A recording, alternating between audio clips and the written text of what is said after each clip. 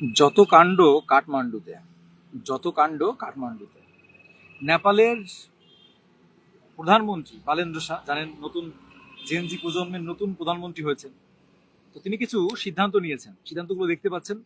প্রথম সিদ্ধান্ত হচ্ছে নেপালে যে সমস্ত সরকারি বিদ্যালয়গুলো রয়েছে, সরকারি বিদ্যালয় বলুন, সরকারি যেগুলো স্কুল কলেজ রয়েছে, সেখানে প্রত্যেকের ছেলে মেয়েকে ভিআইপি কালচার বন্ধ। অর্থাৎ কোনো নেতা মন্ত্রীর ছেলে হয়ে যে তুমি অন্য জায়গায় পড়াবা, অন্য কোনো প্রাইভেটে ভিআইপি জায়গায় পড়াবা, আর সরকারি বিদ্যালয়গুলো, সরকারি স্কুলগুলো পড়ে থাকবে, সেটা হতে পারবে না।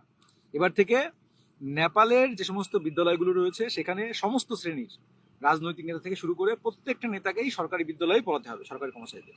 আর একটা গুরুত্বপূর্ণ সিদ্ধান্ত, কোনো সরকারি কর্মচারী, সেটা শিক্ষক হোক, কোনো সরকারি কর্মচারী রাজনীতিতে আসতে পারবেন না। মানে তাকে আসতে হলে তাকে সেই পদ ছেড়ে দিয়ে আসতে হবে, রাজনীতিতে আসতে পারবেন না। মানে রাজনীতি আসতে পারবেন না বলতে কোনো কর্মচারী বা সরকারি কর্মচারী থাকা অবস্থায় রাজনীতি করতে পারবেন না। আপনাকে চলে আসতে হবে রাজনীতি ছেড়ে দল করতে হবে। এদিকে সরকারি কাজও করবেন আবার দলও করবেন, সেটা হতে পারে না। সিদ্ধান্তগুলো কেমন এবং আমাদের পশ্চিমবঙ্গে লাগু হওয়া দরকার আছে কিনা কমেন্ট বক্সে জানাবেন। পশ্চিমবঙ্গ নয়, সারা ভারতবর্ষেই, পশ্চিমবঙ্গ তো সারা ভারতে।